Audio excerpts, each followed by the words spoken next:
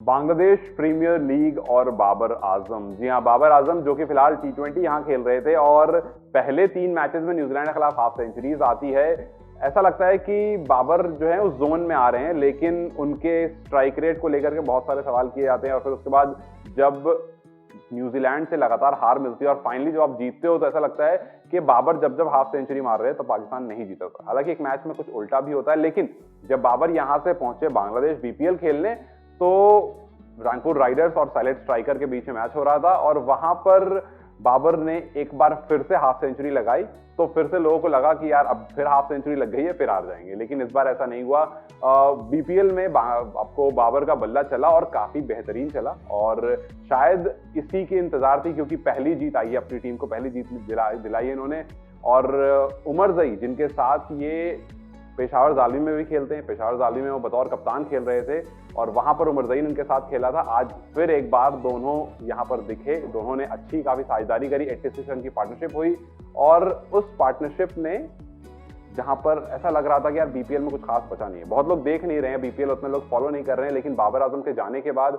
पाकिस्तान की काफी सारी ऑडियंस इस मैच को देखने लगी और बाबर आजम ने उसको वर्थ इट भी बना दिया, क्योंकि 68 बॉल में 86 रन एक टी20 वाला स्कोर नहीं था। लेकिन वहीं अगर आप स्कोर देखेंगे, स्कोरबोर्ड देखेंगे तो किसी ने परफॉर्म नहीं करा। उमर जई और बाबर के अलावा किसी ने भी परफॉर्म नहीं करा और राइडर्स को जीत दिलाने में इन दोनों ने ही सबसे ज्यादा इंपॉर्टेंट जो भूमिका थी वो निभाई। 56 रन बाबर की तरफ से आए 49 बॉल में और वहीं दूसरी तरफ उमर जई के हिसाब की तरफ से 35 बॉल में 47 रन। तो 6 विकेट गिर गई थी 39 पर और उसके बाद 6 विकेट से सिर्फ और सिर्फ 120 आप चेज कर रहे थे, but then you took it to 125 for 6। दोनों की जो पार्टनरशिप आती है उसने रंगपुर राइडर्स को जिताया और जहां पर मशरफ मुर्तजा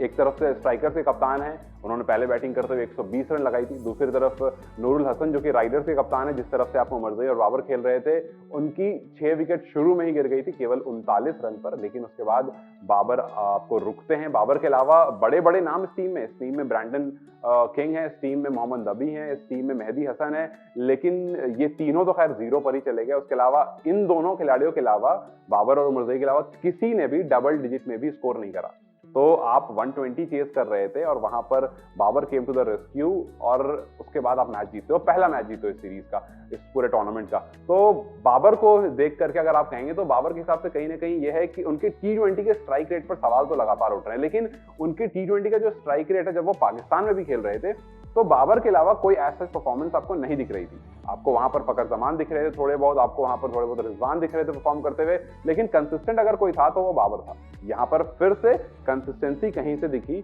तो वो बाबर की तरफ से ही दिखी। तो ये सवाल वापस से पीसीबी की तरफ चला जाता है कि जिसको आप सबसे ज्यादा क्रिटिसाइज कर रहे हो फिलहाल, अगर आप सोशल मीडिया पर जाएंगे तो बाबर को काफी ज्यादा ट्रोलिंग का सामना करने को मिलता है, क्योंकि उनका जो स्ट्राइक रेट रहता है वो बहुत देर से उठता है। तो अब जो टी20 वर्ल्ड कप आने वाला है और बाबर की ये जो परफॉर्मेंस होने वाली है, इसमें देखना ये है कि जो बाबर को डिमोट किया गया था, जो ओपन बाबर कर रहे थे उनको नीचे लाया गया था, क्या वापस से पीसीबी इनको ऊपर लाने का सोचेगा, क्योंकि बाबर ही आपके वो खिलाड़ी हैं जो कंसिस्टेंट है। तो क्या आप इस कंसिस्टेंट खिलाड़ी को मौका दोगे, क्या आप उसको ऊपर आने का मौका दोगे या नहीं, क्योंकि ये पाकिस्तान में खेले या बांग्लादेश में, दोनों तरफ परफॉर्म कर रहा है। तो क्या ये खिलाड़ी यूएस और वेस्ट इंडीज में भी जाकर परफॉर्म कर सकता है? क्या आपको लगता है कि इन परफॉर्मेंस के बाद या फिर बीपीएल और उसके बाद फिर पीएसएल ये काफी इंपॉर्टेंट रहने वाला है बाबर के लिए भी और पाकिस्तान के लिए भी, सो दैट आप बाबर को वापस में उनकी जगह दो और वो अपनी परफॉर्मेंस आपको बेहतर के तरीके से दिखा सकते हैं? क्या आपको लगता है कि बाबर को इन परफॉर्मेंस के बाद वापस से प्रमोशन मिलेगा या नहीं? जो भी आपको लगता है मुझे कमेंट सेक्शन में जरूर बताएं। इस वीडियो को